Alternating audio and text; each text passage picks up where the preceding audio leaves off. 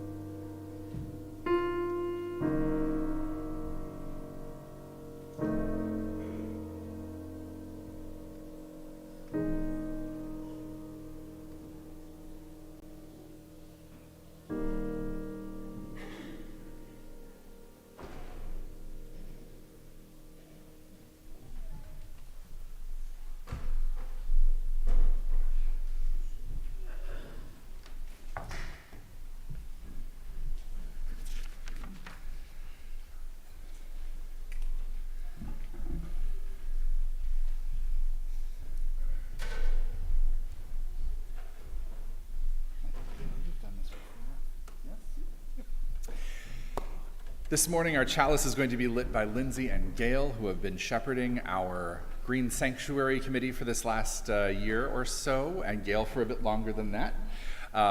Today is our Earth Day Green Sanctuary celebration. If you have a home chalice, please go ahead and just pull that down. Perfect. Please light your chalice at home as we have lit ours here in the sanctuary. We're using words created for the United Nations Environmental Sabbath Service. It's a multi-faith environmental Earth Rest Day that occurred in 1990. All of our readings and prayers are going to come from these materials today because not that much has changed since 1990 and 2026.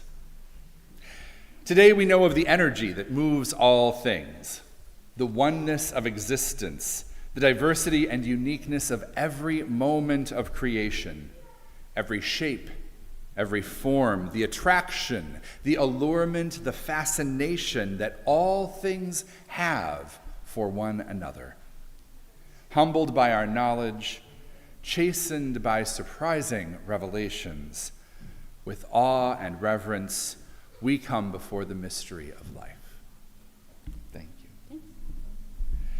Please join me in singing our opening hymn. It's number 21 in the gray hymnal. Please rise in body or in spirit, wherever you are in the world, here in the sanctuary, as we sing together.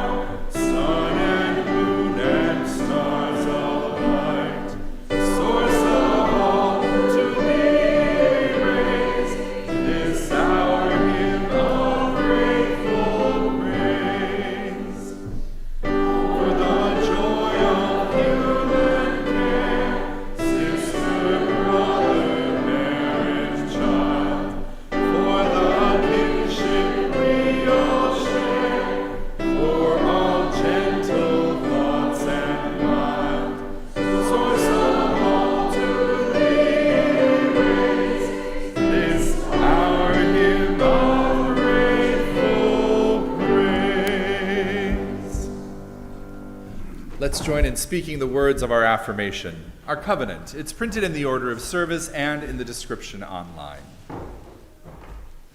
Love is the spirit of this church, and service is its law. This is our great covenant, to dwell together in peace, to seek the truth in love, and to help one another. Please be seated.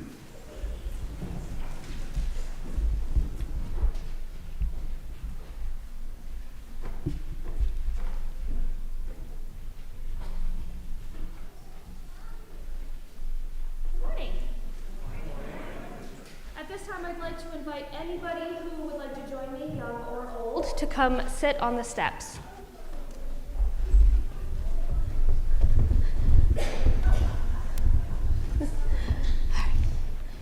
Make sure we're down a little bit so that everyone can see. Make sure we're down a little bit so everyone can see.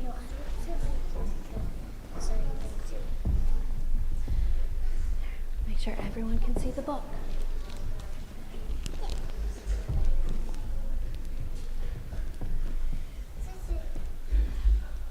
Good morning. Morning. I have a very important question for you. Do you have a favorite tree? Yeah.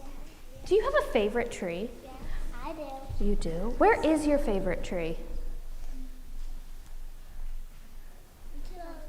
It's in your front yard where you like to climb. It's in my backyard where I like to climb. You have a favorite tree in your backyard. Where's your favorite tree? Lolly. Where's your favorite tree? Lolly. Okay. Do you like to climb in your tree? I like my special stick. Oh, your tree has a special stick.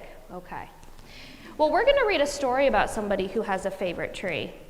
And as we read through the story, I want us to think about our special tree. Okay? This book is called More Than a Tree by Charles Koechlin.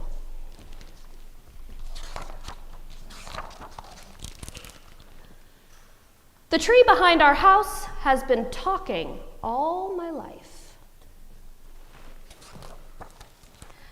In spring, it whispered and buzzed and chirped. In summer, it whooshed like great ocean waves. In fall, it cackled and crunched and snapped. In winter, it whistled and clicked on my window. But this spring, the old tree started telling a new story. Creak, creak, groan, creak. Something had changed. Sit down. An expert came to listen. In the end, the tree told her, "It's time." My parents nodded like they'd always known this day would come, but I hadn't known. I sat on Turtle Rock and looked up, twisting long grass in my fingers.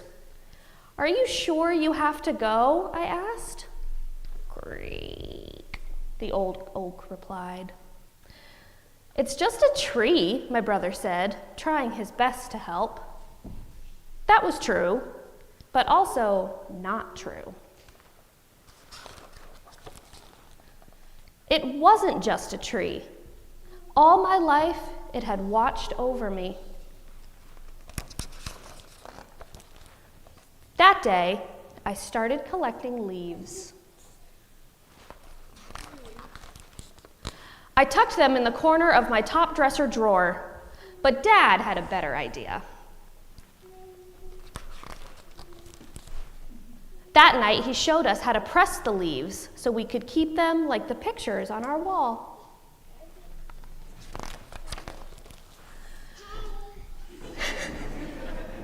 The next week, a crew rolled in the tallest crane I'd ever seen. Its arm extended like a giant telescope. When the top of our tree hovered above our house, it was weird, like seeing something impossible.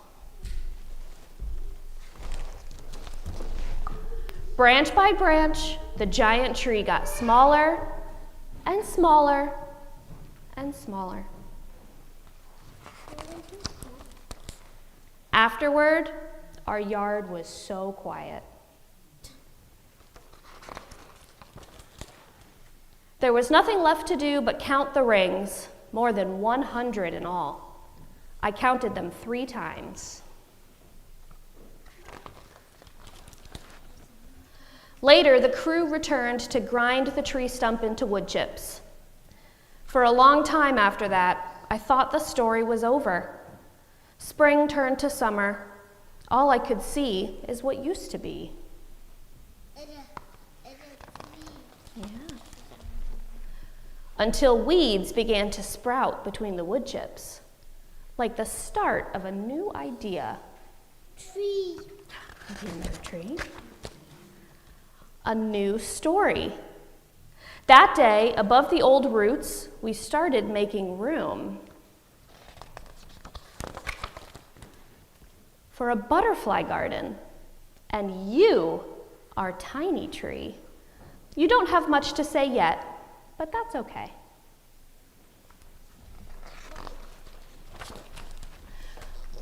One day, you will whisper and buzz and chirp and whoosh and cackle and crunch and snap and whistle, just like the tree that watched over me. Now it's my turn to watch over you.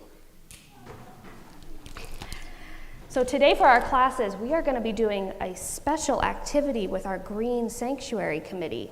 So my preschool friends, you guys are going to go to your regular classroom, and my elementary school and middle school friends, we're going to go to the program center, and we're going to do a really fun activity.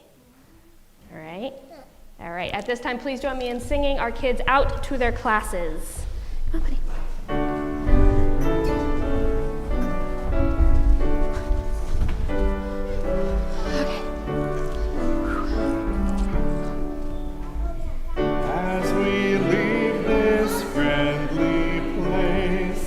Love give light to every face. May the kindness which we learn light our hearts till we return.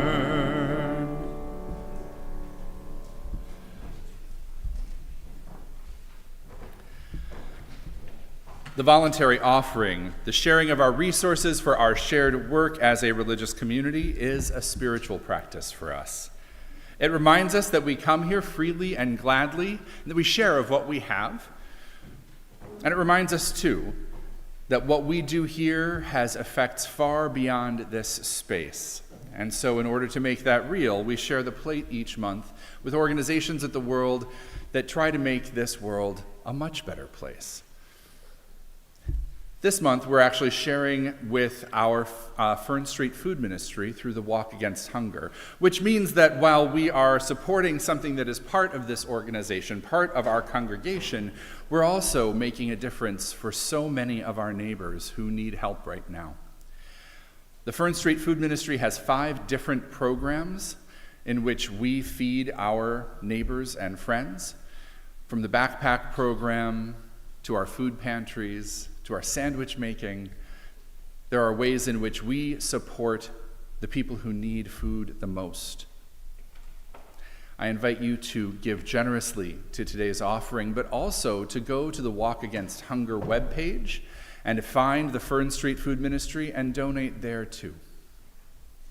You can give electronically to our offering using the QR codes on your order of service, the links in the description, or those on our website. Here in the sanctuary, our offering will now be gratefully received.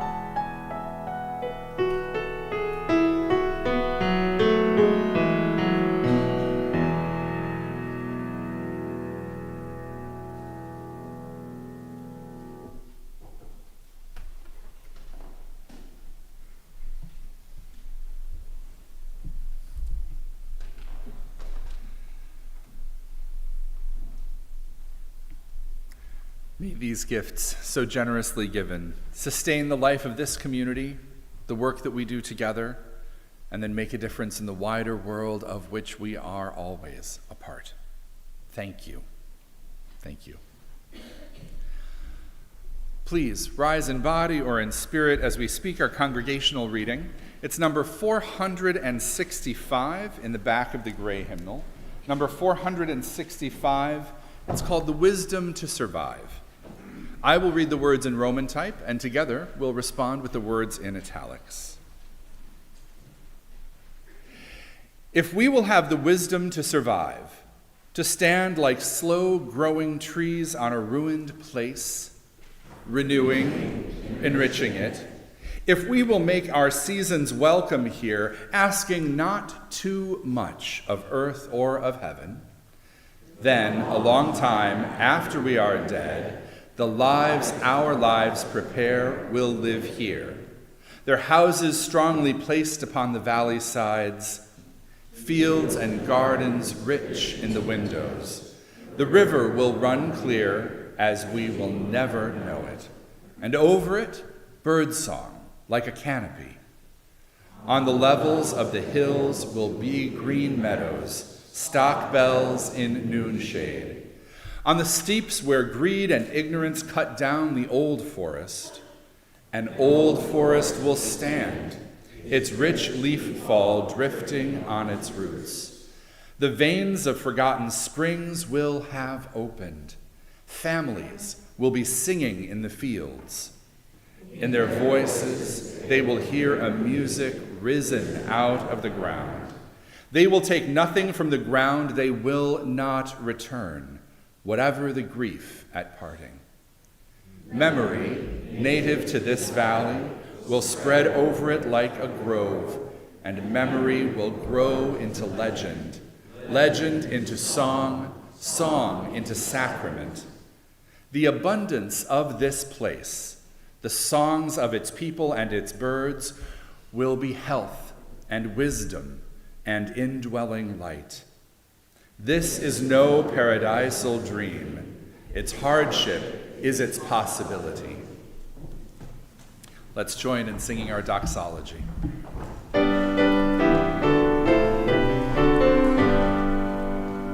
Praise God for love we all may share. Praise God for beauty everywhere. Praise God for hope of good to be. Praise God for truth that makes us free.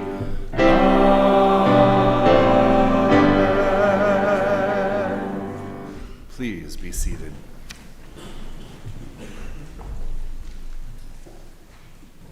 As we begin our time of prayer and meditation today, I have a few things to share with you.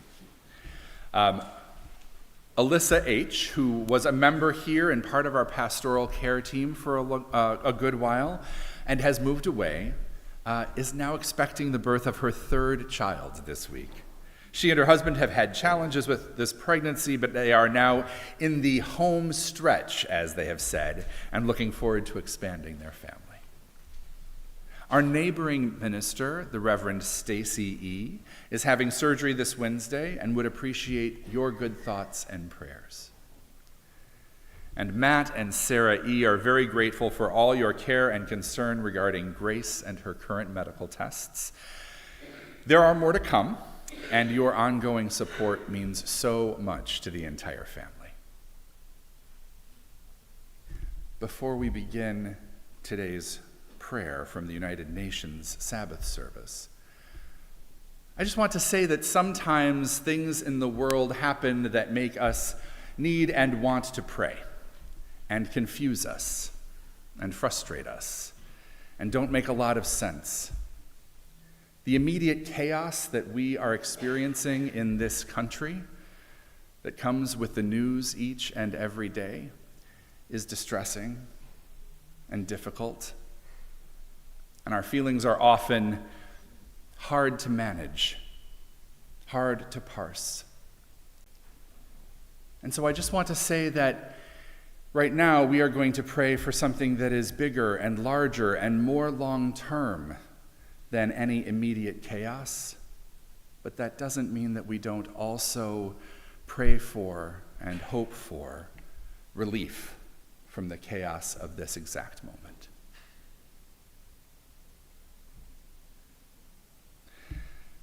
This prayer comes from the UN Sabbath service. Please join me.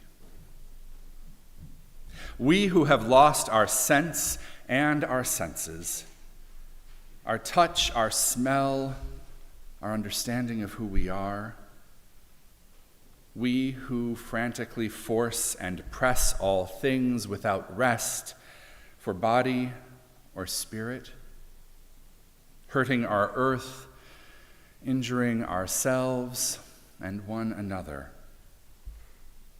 For this moment, we call a halt. In this moment, we rest. We want to rest. We need to rest. And we need to allow the earth to rest too.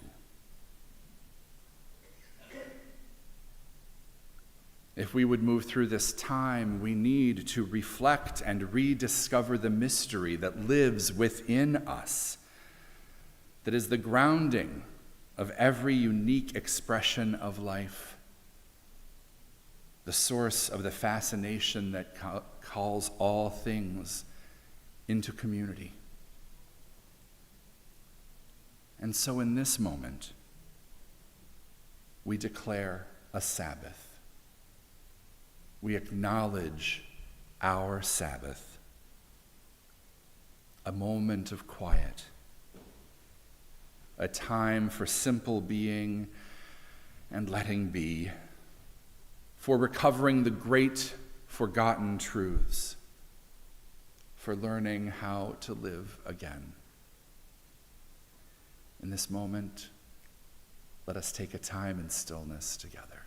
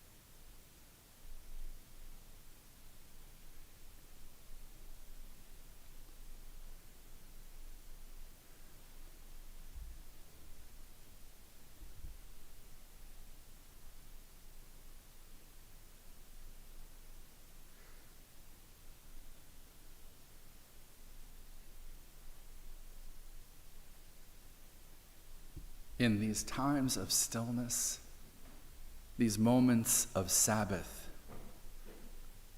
these moments of rest, we can reconnect ourselves with that which is so much larger, so much longer lasting than anything we otherwise experience. Let us remember that that connection is sustaining for us and is necessary to sustain all life in the future as well. May we stay connected. Amen. Blessed be.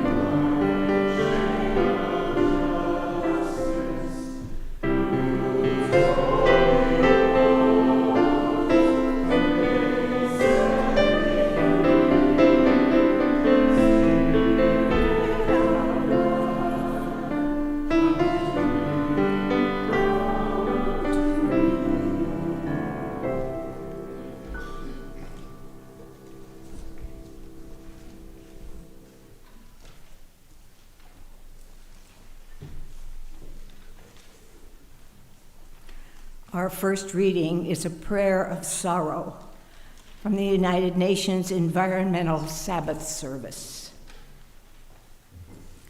We have forgotten who we are. We have forgotten who we are.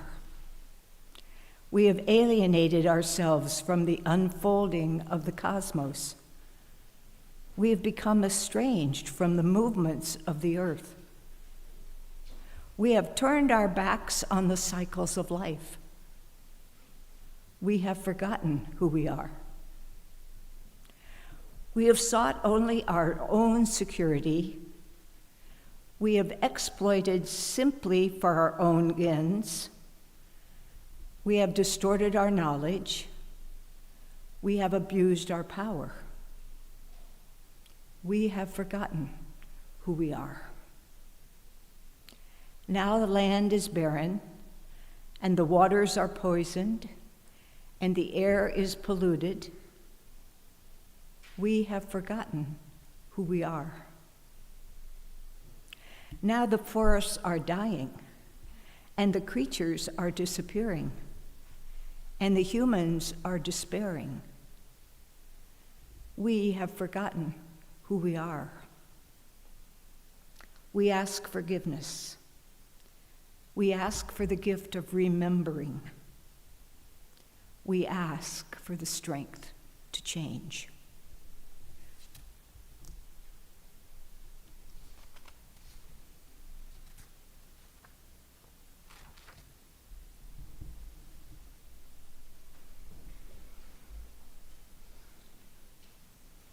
Our second reading is a prayer of healing, also from the United Nations Environmental Sabbath Service. We join with the earth and with each other to bring new life to the land, to restore the waters, to refresh the air. We join with the earth and with each other to renew our forests, to care for the plants, to protect the creatures. We join with the earth and with each other to celebrate the seas, to rejoice in the sunlight, to sing the song of the stars. We join with the earth and with each other to recall our destiny, to renew our spirits, to reinvigorate our bodies. We join with the earth and with each other to create the human community, to promote justice and peace, to remember our children.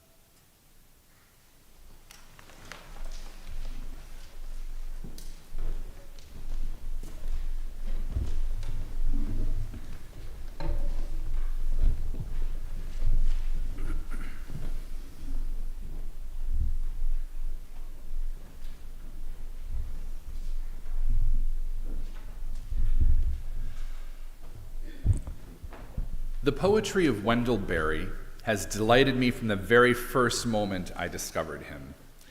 And I didn't know it when I first read his work, but he is actually a farmer and an environmentalist. He writes exquisite poetry.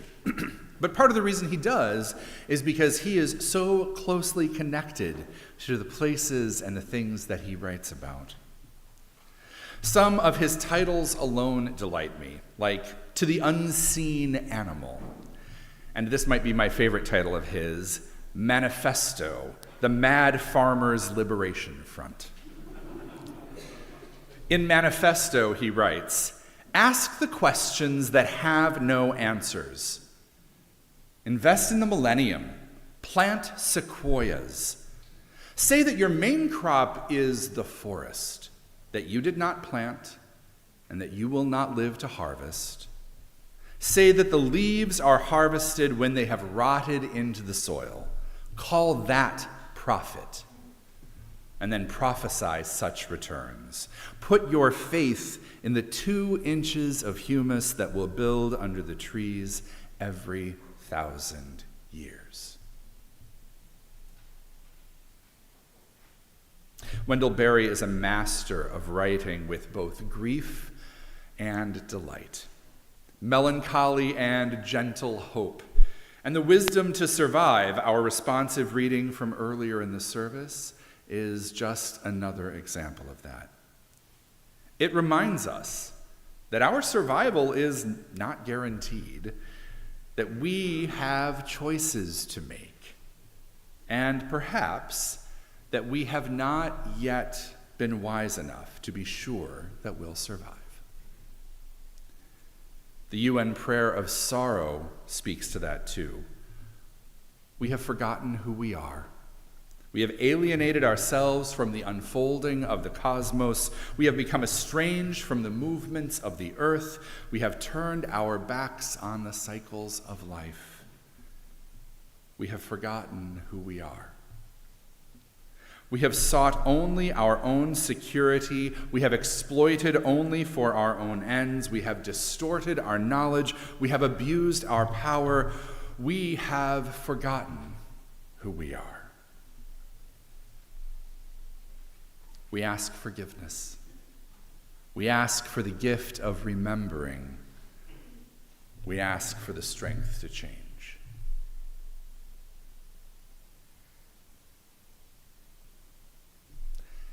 In the wisdom to survive, after moments like that of acknowledging grief, acknowledging that we haven't done it well thus far, Wendell Berry shows us what's possible. How we could live well and happily and abundantly if only we are wise. And perhaps as a species, we aren't yet wise enough altogether, but I am glad to be here in this space with you where we actually have shown some collective wisdom.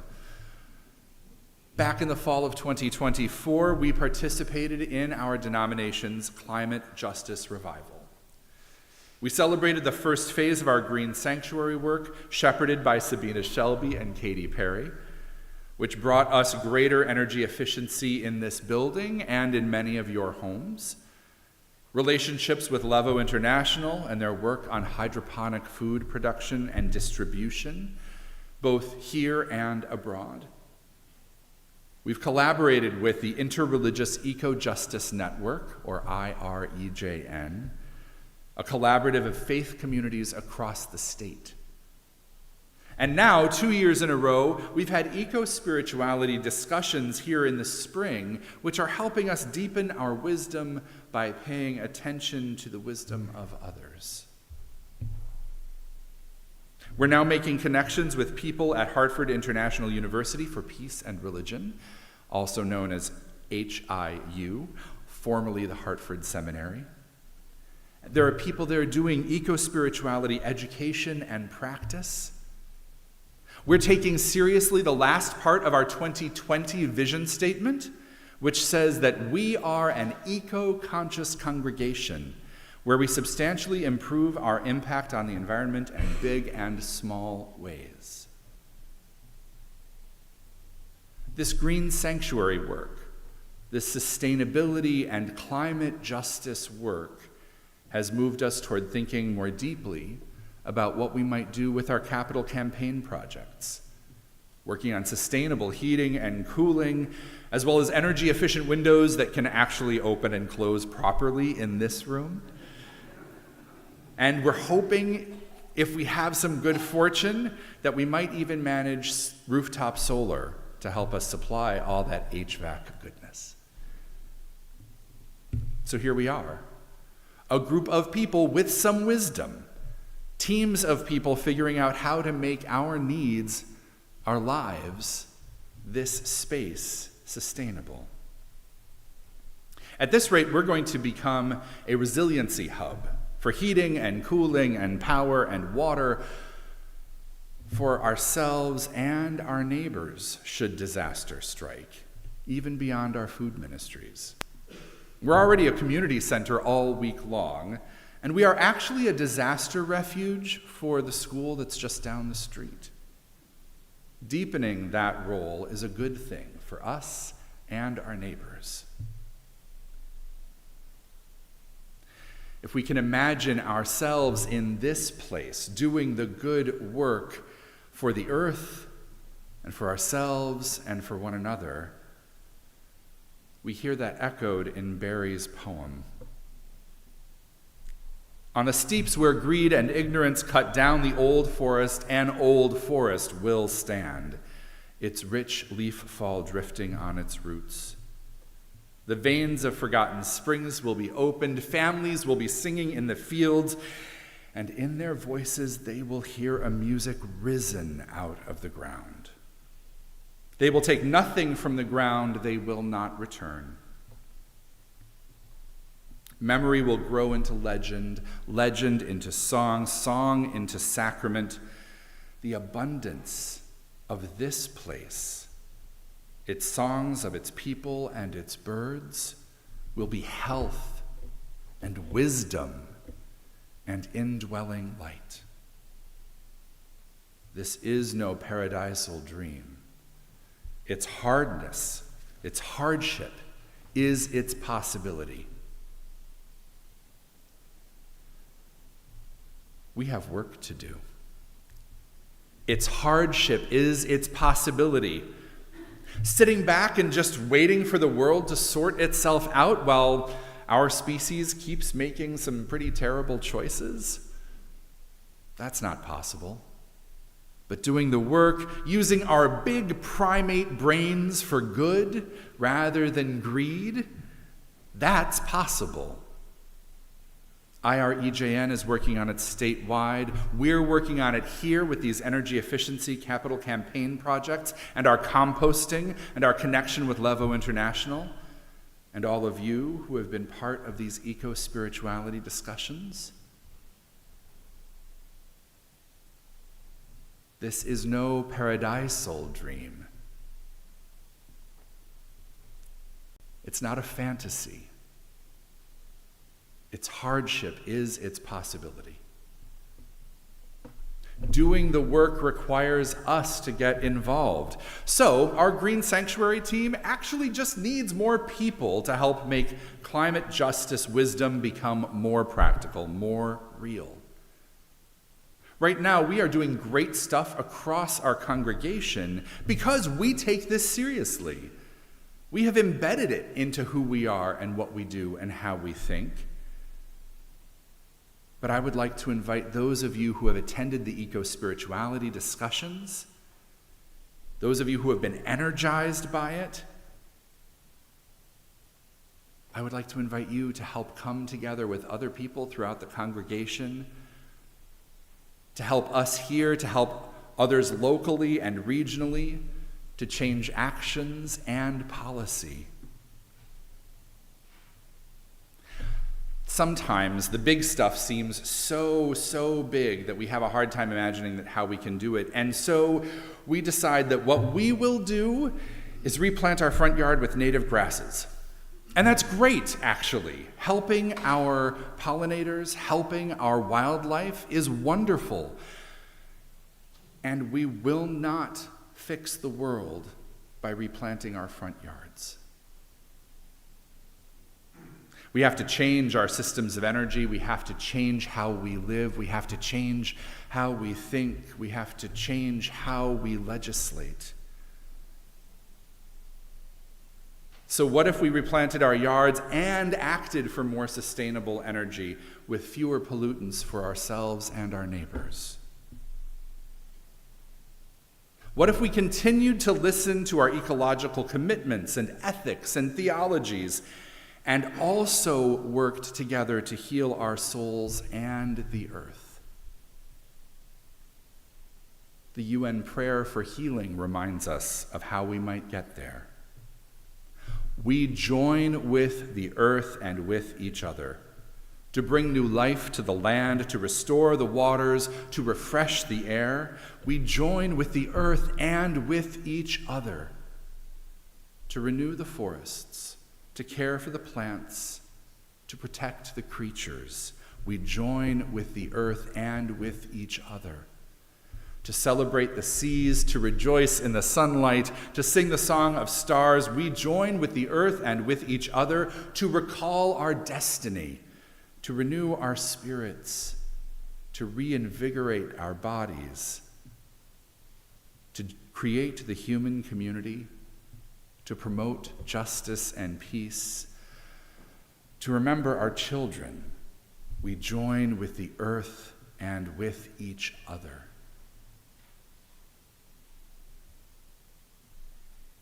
These UN prayers call us to awareness and action as part of a Sabbath, as part of a rest for the earth and for us. I'm guessing if you've been attending our services for a while now, you are sensing a theme this year. So much about the need for action and rest, sometimes emphasizing one or the other, but often encouraging us toward the balance of both. So where you have energy and capacity and anger and hope that moves you to action, please join with others to change the trajectory of our choices.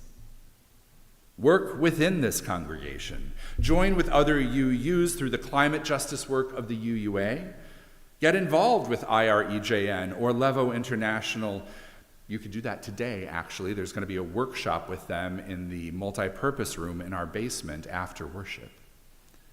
You could get involved in a climate resiliency hub project or a local land trust.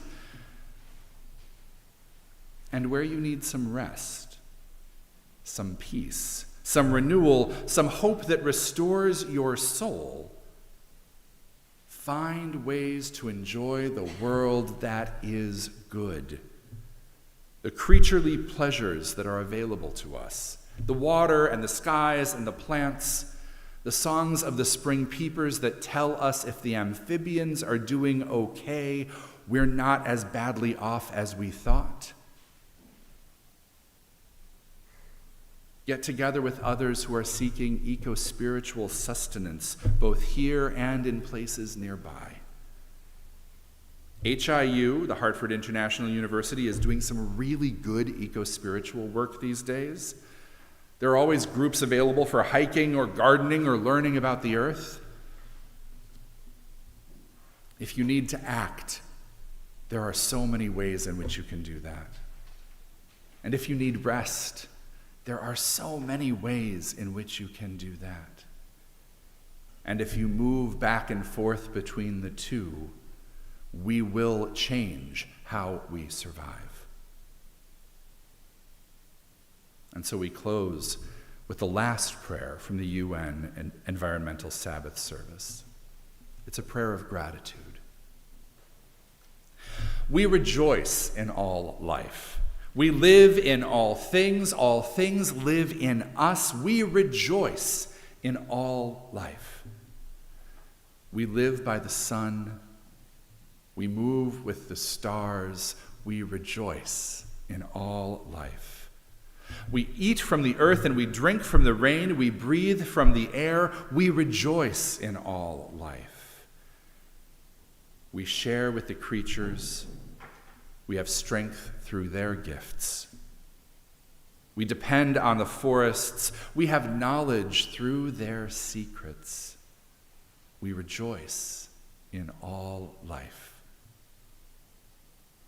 We have the privilege of seeing and understanding, the responsibility of caring, and the joy of celebrating. We are full of the grace of creation. We are graceful. We are grateful. We rejoice in all life. Let us take a moment in stillness and in Sabbath and in sorrow and in healing and in rejoicing.